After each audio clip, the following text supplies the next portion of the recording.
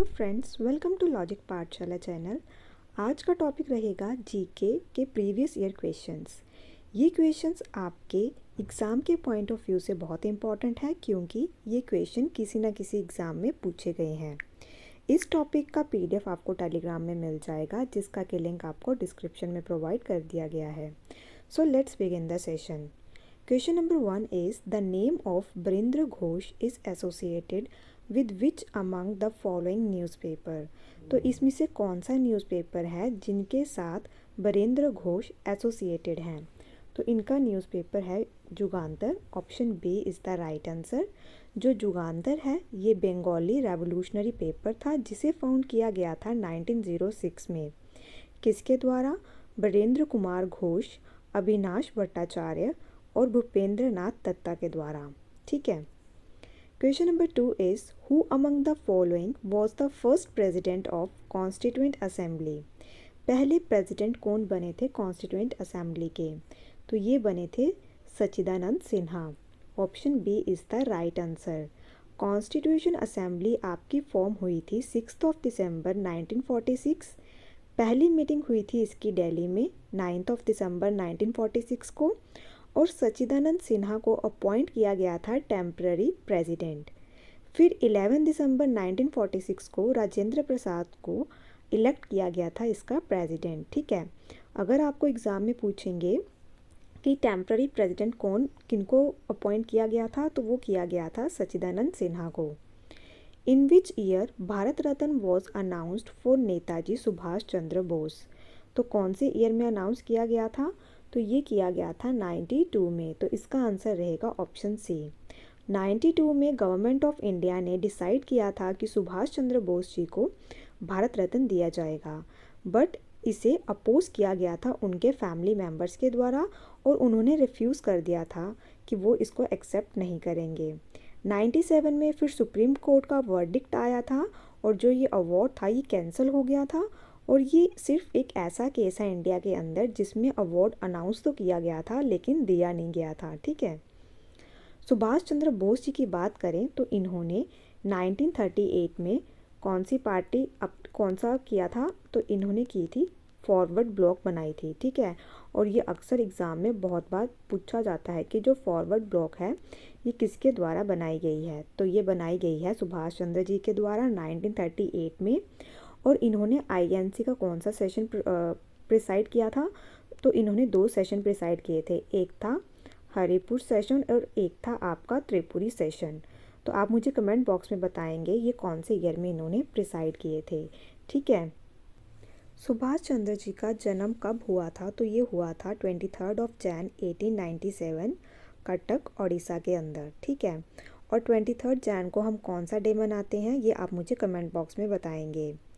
सुभाष चंद्र बोस ने आईएनसी को प्रिसाइड किया है 2 बार। एक बार था हरिपुरा सेशन और एक बार था त्रिपुरी सेशन। सुभाष चंद्र बोस जी की बात करें तो इनका जो प्लेन है वो क्रैश हो गया था ताइवान में 1945 में। कौन कौन सी बुक लिखी हैं इन्होंने? तो वो हैं an Indian Pilgrim, words of freedom. फिर इन्होंने और भी एक इनकी फेमस बुक है जो अक्सर एग्ज़ाम में पूछी जाती है, द इंडियन स्ट्रगल। ठीक है। और ये अक्सर एग्ज़ाम में पूछी गई है। Next question is Montagu Chelmsford reform which form the base of government of India act 1990 introduce which of the following in India? तो इस एक्ट के अंदर इन्होंने क्या इंट्रोड्यूस किया था इंडिया में? तो इन्होंने लाया था dyarchy. Government of India act 1990 started dyarchy in provinces. इसके अंदर क्या किया था इन्होंने? जो एडमिनिस्ट्रेटिव सब्जेक्ट हैं उनको डिवाइड कर दिया था, एक ट्रांसफ़र सब्जेक्ट में और एक रिजर्व्ड सब्जेक्ट में। सेंटर की कंट्रोलिंग पावर थी over the provinces were reduced. By cameral legislature इन्होंने सेटअप कर दिया था सेंटर में।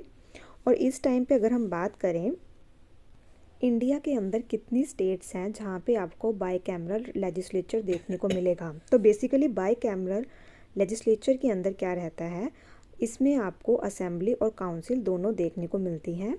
तो एट प्रेजेंट 6 स्टेट्स हैं जहाँ पे आपको ये देखने को मिलेगा। तो वो है आंध्र प्रदेश, महाराष्ट्र, कर्नाटका, ओडिशा, तेलंगाना, बिहार एंड यूपी।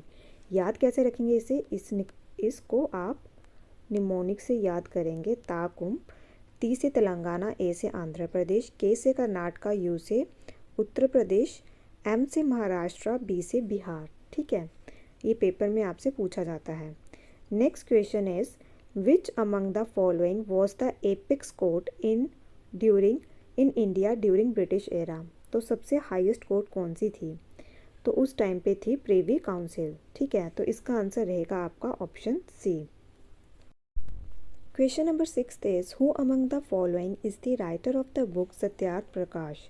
तो इसके राइटर हैं Dayanand Saraswati ji. Option C is the right answer. Satyarth Prakash the light of the truth, इनको लिखा गया है दयानंद सरस्वती के द्वारा और पब्लिश की गई है ये 1875 में। इसका जो मेन एडिशन था वो लिखा गया था हिंदी में। दयानंद सरस्वती की बात करें तो इन्होंने आर्य समाज इस्टेब्लिश किया है बॉम्बे के अंदर 1875 में। अक्सर एग्जाम में ये क्वेश्चन पूछा जाता है। ठीक है, गो बैक टू वेदास, ये वाला स्लोगन भी किसके द्वारा दिया गया है? दयानंद सरस्वती जी के द्वारा, और ये भी आपको एग्जाम में पूछा जाता है। ठीक है, next question is which among the following state of India is best known for saffron cultivation. तो सैफरन कल्टिवेशन के लिए सबसे बेस्ट एरिया कौन सा माना जाता है? तो वो माना जाता है Jammu Kashmir. Kashmir saffron is a high value low volume crop and the quality of saffron is among the best in the world, particularly because of its rich color and flavor। सबसे अच्छा सैफरन आपको कश्मीर में देखने को मिलेगा। कौन से एरिया के अंदर? तो ये देखने को मिलेगा आपको पेम्पोर के अंदर। ठीक है, next question is which among the following race of Indians is oldest. तो कौन सी है? तो ये है निग्रिटोस। तो इसका आंसर रहेगा ऑप्शन ए। ये इस टाइम पे एक्सटिंक्ट हो चुकी है और कहाँ थी ये? अंडमान निकोबार आइलैंड में। Which among of the following rivers does not originate in India. तो इनमें से कौन सी रिवर है जिसका ओरिजिन इंडिया से नहीं है? तो वो है आपकी ब्रह्मपुत्रा, क्योंकि ब्रह्मपुत्रा का ओरिजिन कहाँ से है? तो ये आती है तिब्बत से। ब्रह्मपुत्रा रिवर, जिसका कि दूसरा नाम यारलंग सैंगपो, तिब्बतियन लैंग्वेज में कहते हैं इसे, ओरिजिनेट होती है ये एंग्सी ग्लेशियर, जो कि कहाँ पे आपका northern side of Himalayas in Burang county of Tibet. ठीक है, next question is which of the following was the former name of Indira point. Indira point का पहला नाम क्या था? तो इसे कहते थे पिग्मेलियन पॉइंट और दूसरा नाम इसे क्या कहते थे? Parson point. 6 degree 45 minute north latitude पे है ये। 1980 में इसको रीनेम किया गया था in honour of Indira Gandhi. The most potent green house gas among the following is. तो कौन सी है? तो वो है आपकी वाटर वेपर। तो इसका आंसर रहेगा option C. The most potent green house gas is water vapour which causes about 36 to 70% of the green house effect. तो देखिए, जो ग्रीन हाउस इफेक्ट है उसमें सबसे ज़्यादा कंट्रीब्यूट कौन करता है? वाटर वेपर, फिर कार्बन डाइऑक्साइड, फिर मीथेन, ओजोन, और फिर उसके बाद आती हैं आपकी अदर गैसेस। अक्सर पेपर में आपसे ये पूछते हैं। ठीक है, तो जो आपका ग्रीन हाउस इफेक्ट है इसमें बेसिकली होता क्या है? जब सन की रेस अर्थ के ऊपर आती हैं तो कुछ तो रिफ्लेक्ट हो जाती हैं और कुछ जो है वो आपके एटमॉस्फेयर के अंदर ही ट्रैप हो जाती है। तो जैसे कि इस टाइम पे हम व्हीकल्स यूज़ करते हैं, इंडस्ट्रीज़ में से पोल्यूशन निकलता है, तो उसके कारण जो ये आपका ग्रीन हाउस इफेक्ट है ये इंक्रीज़ हो रहा है। और इस कारण पेपर में आपसे ये पूछते हैं कि सबसे ज़्यादा कंट्रीब्यूशन किसका रहता है? तो वो रहता है वाटर वेपर का। ठीक है, on the recommendation of Santhanam committee which among the following office was set up in India. तो इस कमेटी की रिकमेंडेशन से कौन सा ऑफिस सेटअप किया गया था इंडिया में? तो ये किया गया था CVC, that is central vigilance commission. On the recommendation of Santhanam committee CVC was set up, कौन से ईयर में सेटअप किया गया था? 1964 में। क्या काम है इसका? ये एड्रेस करेंगे गवर्नमेंटल करप्शन। ठीक है, जो भी करप्शन है वो सबका उन सबको देखेगा कौन? एड्रेस कौन करेगा? तो वो करेगी CVC। ठीक है, CVC की बात करें तो इसके अंदर आपको एक चेयरपर्सन देखने को मिलेगा और 2 अदर मेंबर्स देखने को मिलेंगे। जो इसके चेयरपर्सन और अदर मेंबर्स हैं इन्हें अपॉइंट किया जाता है प्रेसिडेंट के द्वारा। पहले CVC कौन बने थे? तो वो थे N श्रीनिवासा राव। ठीक है, तो ये आपको पता होना चाहिए। Next question is which among the following can be used as good indicator of heavy metal pollution in marine water. तो किसे देखते हैं हम, तो ये है आपका सीवीड्स हम कहते हैं एल्गी को। तो बेसिकली जो सीवीड्स एल्गी हैं ये गुड इंडिकेटर्स हैं किसके, हैवी मेटल लेवल इन, जब आपको मरीन इन्वायरमेंट के अंदर हैवी मेटल लेवल देखने को मिलेगा, and could be used for monitoring such pollutants in sea. अगर सी के अंदर इन पॉल्यूटेंट्स को देखना है तो आप एल्गी आपकी मदद कर सकता है इन चीज़ को देखने के लिए। ठीक है, वो कैसे होगा, तो जो सी वीड्स हैं ये कहाँ देखने को मिलेंगे, जहाँ पे कंटामिनेटेड वाटर होता है। और वो जो कंटामिनेटेड वाटर है वो कैसे होगा, जब इंडस्ट्री से वेस्ट मटेरियल निकलेगा तो वहाँ पे आपको सी वीड्स देखने को मिलते हैं। ठीक है। Which Indian city is hub of India sports good industry. तो ये है आपकी जलंधर, जो कि है आपका पंजाब के अंदर। जलंधर हब है किस चीज़ का, इंडिया स्पोर्ट्स गुड इंडस्ट्रीज़ का। Jalandhar is the India's top exporter of football. और मेरठ के अंदर भी आपको हब देखने को मिलेगा फुटबॉल का। Which of the following lead to the destruction of mangroves. तो इनमें से कौन सा है जिसके कारण मैंग्रोव्स की डिस्ट्रक्शन देखने को मिल रही है, conversion of area for agricultural, mining, oil spills, aquaculture. तो क्या आंसर रहेगा इसका, तो इसका आंसर है आपका ऑप्शन डी। मैंग्रोव्स डिस्ट्रॉय हो रहे हैं नंबर ऑफ फैक्टर्स के कारण, जैसे कि कन्वर्ट किया जा रहा है उस एरिया को एग्रीकल्चर के लिए, फ्यूल के लिए, फॉडर के लिए, सेलेनाइजेशन के लिए, माइनिंग के लिए, oil spills, aquaculture, use of chemical pesticides and fertilisers, industrial purposes. तो इन सब के कारण जो मैंग्रोव्स हैं वो क्या हो रहे हैं, destroy. Who among the following build the mosque Quwwat ul Islam at Delhi. तो ये बनवाया है कुतुबुद्दीन ऐबक ने। तो इसका आंसर रहेगा ऑप्शन सी। इसको हम और किस नाम से जानते हैं, कुतुब मॉस्क और ग्रेट मॉस्क ऑफ दिल्ली। जो कुतुबुद्दीन ऐबक हैं ये फाउंडर हैं ममलूक डायनेस्टी के, जिसे कि हम स्लेव डायनेस्टी भी कहते हैं। और साथ ही साथ इन्होंने बनवाए हैं 27 Hindu and Jain temples. The year 1576 is famous for which among the following battle. तो कौन सी बैटल देखने को मिलती है 1576 में, तो ये है आपकी बैटल ऑफ हल्दी घाटी। और ये किस किस के बीच में होती है, राणा ऑफ मेवाड़ महाराणा प्रताप और अकबर फोर्सेस के बीच में, जिसे कि कौन लेड कर रहा था, Man Singh. It was decisive victory for Akbar's chieftain Man Singh. कौन जीता था ये, तो ये जीता था Man Singh. Abul Fazal called this war as battle of Khamnor. और जो अबुल फैजल हैं वो इस वॉर को ये नाम देते हैं battle of Khamnor. Which of the following पाला किंग्स इस्टेब्लिश्ड विक्रमशिला यूनिवर्सिटी। तो विक्रमशिला यूनिवर्सिटी किसने इस्टेब्लिश की है, तो ये की है धर्मपाल ने। इसका आंसर रहेगा ऑप्शन बी। धर्मपाल पाला किंग थे। इनका रेन रहा है 1775 to 810। इन्होंने फाउंड की है Vikramshila university in the late 8th और early 9th century.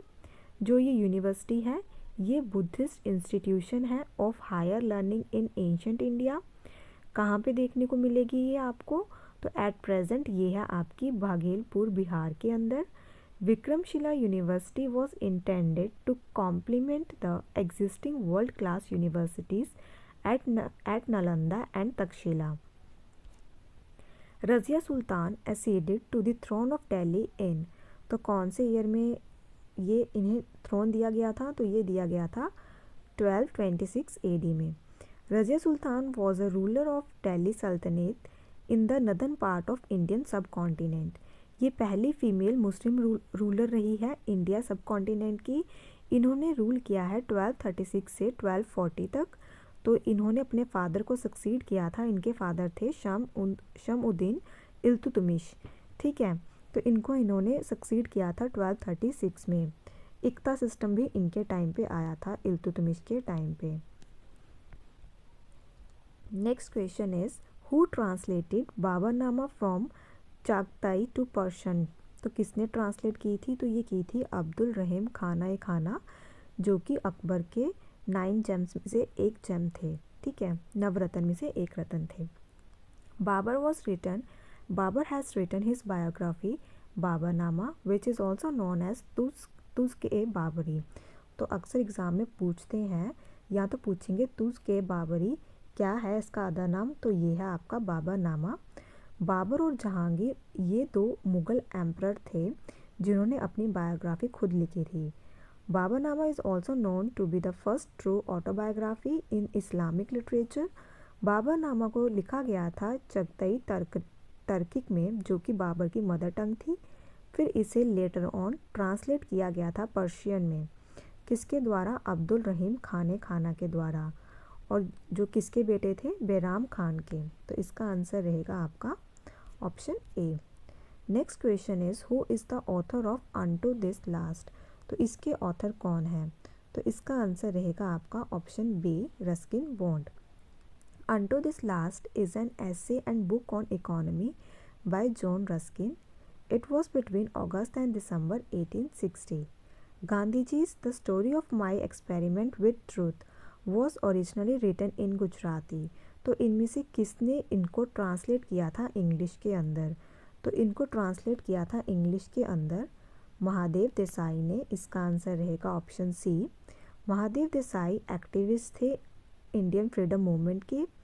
He is best known for his job as Mahatma Gandhi's personal secretary. तो ये महात्मा गांधी जी के पर्सनल सेक्रेटरी थे और इनकी डेथ हुई थी 15 अगस्त 1942 को। Who established national Indian Congress. तो ये किसने इस्टेब्लिश की थी, तो ये की थी महात्मा गांधी जी ने। तो इसका आंसर रहेगा option D, none of the above. 1894 को महात्मा गांधी जी ने इसे इस्टेब्लिश किया था नेशनल इंडियन कांग्रेस को। कहाँ पे, साउथ अफ्रीका के अंदर, ठीक है। और जो आपकी INC है वो कब बनी है, इंडियन नेशनल कांग्रेस, तो ये बनी है आपकी 1885 में। Next question is who was the political Guru of Mahatma Gandhi. तो इनके पॉलिटिकल गुरु थे गोपाल कृष्ण गोखले। इसका आंसर रहेगा option A. Mahatma Gandhi used to seek the opinion of Gopal Krishna Gokhale through letters from South Africa.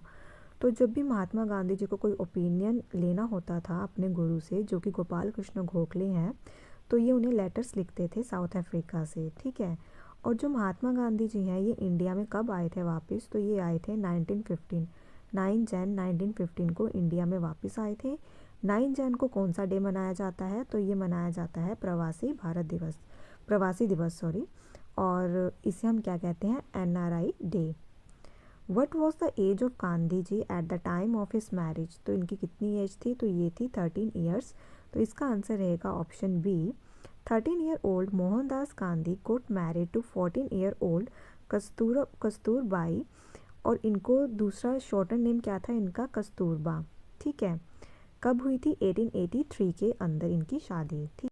हमने जितना पढ़ा है उसका कुछ टेस्ट ले लेते हैं आपसे। आप इन क्वेश्चन का आंसर कमेंट बॉक्स में ज़रूर करिए। Who is the author of unto this last. तो कौन है इसके ऑथर, ये मैंने आपको अभी पढ़ाया है। Next question is from which station in south Africa Gandhi was thrown out of the train. तो इसका आंसर आपको खुद से करना है। तो यहाँ पे हमारा ये आज का सेशन ख़त्म होता है। आई होप आपको ये सेशन अच्छा लगा हो। Thank you so much for watching this session.